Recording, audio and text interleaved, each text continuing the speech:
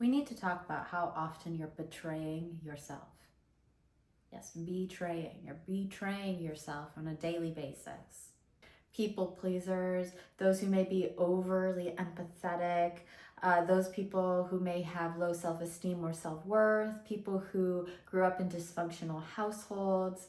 These people especially are quite guilty of betraying themselves over and over and over, perhaps so much so that it's become a habit, almost as if they're living their life for other people rather than living it for themselves, or they are a victim to life's circumstances versus being the one who stands up and sets some boundaries in order to then be able to control the circumstances around them.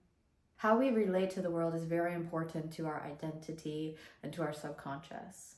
We do not know who we are or what we are without relativity.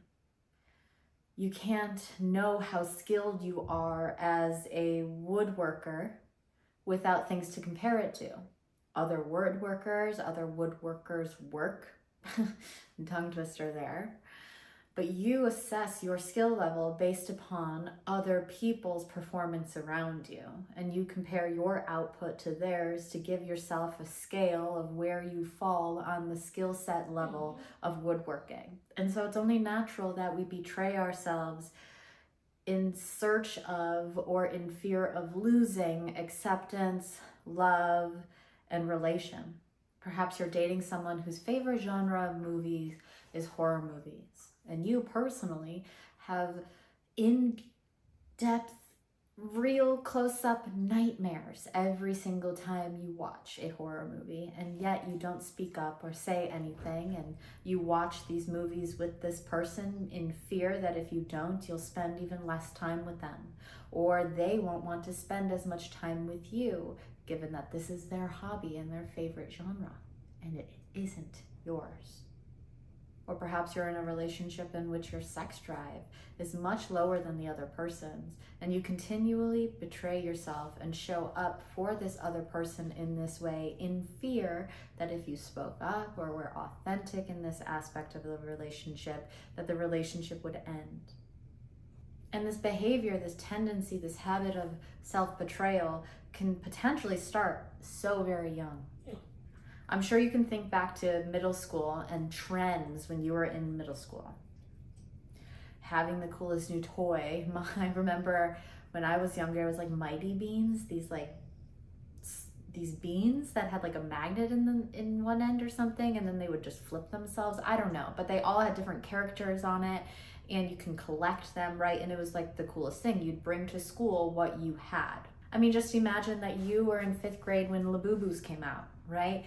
And your whole best friend group had one, loved them, collected them, oohed and awed over each other's, got jealous of one another's, exchanged, right? And you personally hated these things.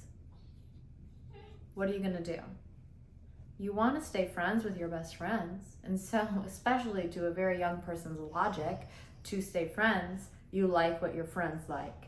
And so this trend, or not this trend, but this behavior pattern of self-betrayal can potentially start quite young. People pleasers are a point-blank example of this.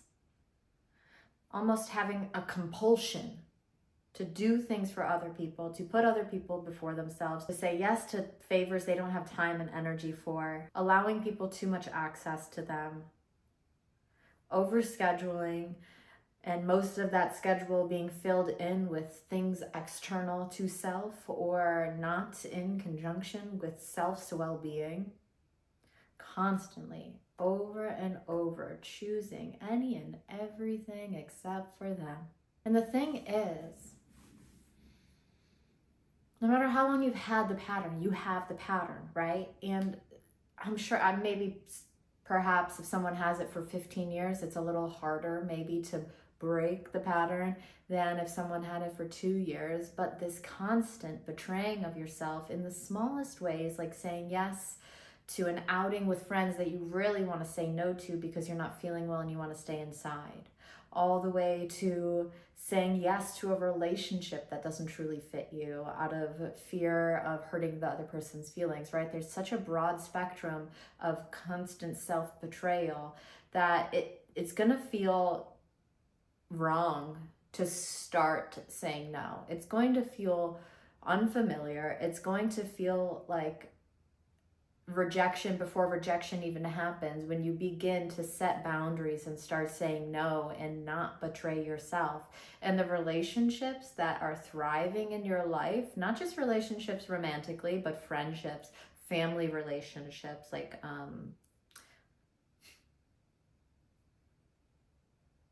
I can't think of the word that I was trying to think of, but any type of relationship to a thing, an object, right?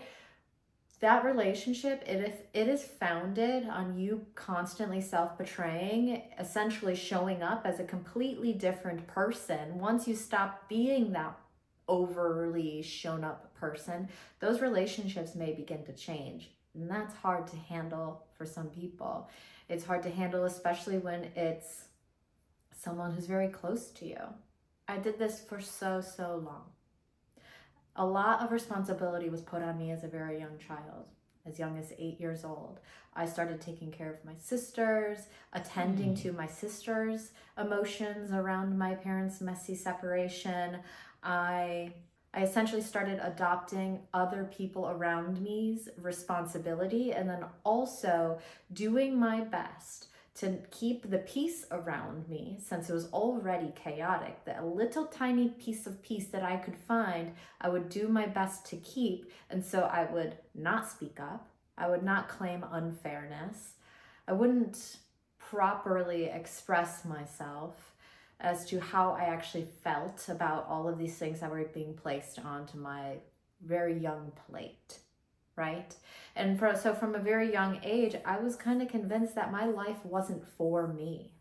My life was for others, to create more ease within the life of others. And so constantly betraying myself to ease those around me, to keep the peace. And I took that behavior with me all the way to my mid-20s. I was once married, and for the wedding ceremony, I wanted my immediate family there, and I wanted my aunt, uncle, and 2 cousins whom I lived with for a period of time when I was younger. So these family members feel like immediate family members to me. My ex-husband did not want that. He didn't want perhaps to be vulnerable in front of people he didn't know as well, but I zipped my lips, didn't say how I felt about it, didn't have them there even though I wanted to, and felt crappy about it for quite a long time. But I digress. Back to the fact that it's not going to be comfy cozy. It's not going to feel comfortable to start saying no, to start setting up the boundaries needed for your authentic self to emerge. Because your authentic self does not yet feel safe to do so, because you've spent so much time showing up as not you. You are unsure if showing up as you will yield the same results. But here's the thing, do you even want the same results? Do you want to keep self-betraying? Do you want to keep saying yes when you mean no? Do you want to keep attending to assumed feelings of others and perspective shifts around you within others' minds? No, that's so exhausting. And if you keep doing that, what is truly compatible for you will never find you. If everyone in the world were categorized by favorite colors, and you kept saying that your favorite color was green because you got peer pressured into it when you were younger, you're going to spend your life in the green zone looking over at the blues, that's your actual favorite color, and you're going to look over with envy and sadness, and you're going to have to numb yourself out around the greens because these aren't really your people, but you have to show up for that, you know? Just a silly metaphor. But this month, this week, today, I don't know, start attending to and noticing how often you're betraying yourself. How often You are saying yes when you want to say no. How often you feel like you have to change who you are within a situation or around a certain person. It starts first by noticing, and then comes the perhaps harder part of beginning to say no. But perhaps everything you want is on the other side of you showing up authentically. And through time and practice, as with anything, time and repetition or practice, as with anything, it does get easier.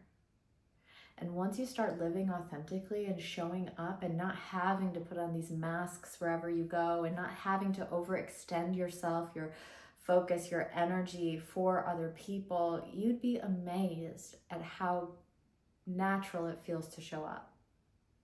You'd be amazed at what is actually now presenting itself to you in life, given that you are showing up, letting everyone know your true favorite color is blue. It's a magical feeling, and I wish it for all.